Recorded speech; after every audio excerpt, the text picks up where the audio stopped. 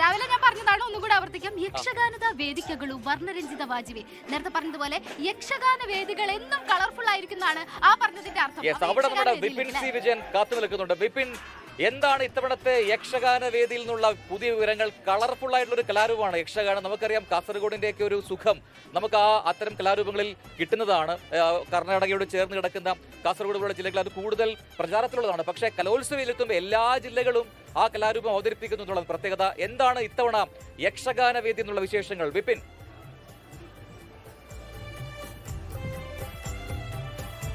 പ്രജിൻ, ഏറ്റവും കളർഫുൾ ആയതും എന്നാൽ ഏറ്റവും പരിശ്രമവും വേണ്ടതായിട്ടുള്ള ഒരു കലാരൂപമാണ്, ഒരു ഇനമാണ് നമ്മളുടെ യക്ഷഗാനം എന്ന് പറയുന്നത്. ഇന്നിപ്പോൾ 9ാമത്തെ വേദിയിൽ തകർത്ത് നടന്നുകൊണ്ടിരിക്കുകയാണ് ഈ യക്ഷഗാന മത്സരം. ഇതിപ്പോൾ കോട്ടയത്ത് നിന്ന് വന്നിട്ടുള്ള ഒരു ടീമാണ് എൻ്റെ കൂടെ. അവരിത് മത്സരിച്ച് ഇറങ്ങിയിട്ടേ ഉള്ളൂ. നമ്മൾ ഈ കാണുന്നതൊക്കെ പുരാണ കഥാപാത്രങ്ങളാണ് കേട്ടോ.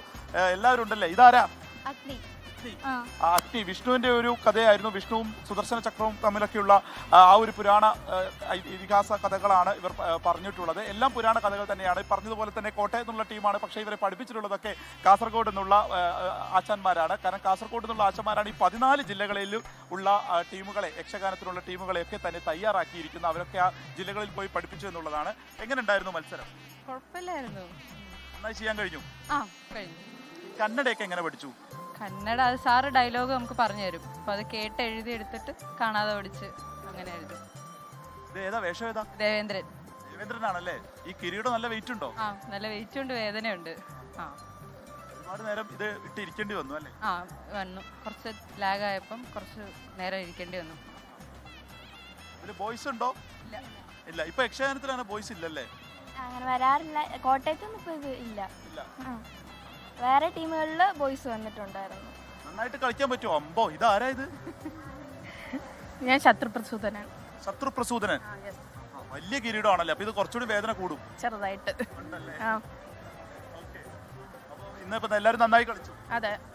അപ്പോൾ പ്രജിൻ, ഇതാണ് ഈ ടീമിന്റെ കൂടെയാണ്, കോട്ടയത്തിനൊപ്പമുള്ള പുരാണ കഥാപാത്രങ്ങളുടെ കൂടെയാണ് ഞാനുള്ളത്. ഓരോ മത്സരങ്ങളായി നടക്കുന്നു. അരമണിക്കൂറാണ് ഒരു യക്ഷഗാനത്തിനുള്ള സമയം. കന്നഡയിലാണ് നടക്കുന്നത്. കന്നഡ ഇവർക്ക് പറഞ്ഞു കൊടുത്ത് അങ്ങനെ പഠിക്കുകയാണ്. ഏകദേശം ഒരു വർഷത്തോളം നീണ്ടു നിൽക്കുന്ന ആ ഒരു പരിശ്രമമാണ് ഈ ഒരു സ്റ്റേജിലേക്ക് എത്തുന്നതെന്ന് എടുത്തു പറയണം. കാരണം ജൂലൈ മാസത്തിലൊക്കെ ഓരോ ജില്ലയിലുമുള്ള ഒരു സ്കൂൾ ഇതിന്റെ മത്സരങ്ങൾ തുടങ്ങും. അതിനുശേഷം ഇപ്പോഴാണ് അവർ അങ്ങനെ എത്തുന്നത്. ജില്ലയിലും സബ് ജില്ലയിലും ഒക്കെ മത്സരിച്ച് അങ്ങനെ എത്തുകയാണ്. ഈ കിരീടത്തിന്റെ ഒരു വെയിറ്റ് ആണ് ഇവരൊക്കെ പ്രധാനമായിട്ടും പറയുകയും ചെയ്യുന്നത്. അപ്പോൾ അടുത്ത മത്സരം ഉടൻ തന്നെ ആരംഭിക്കും.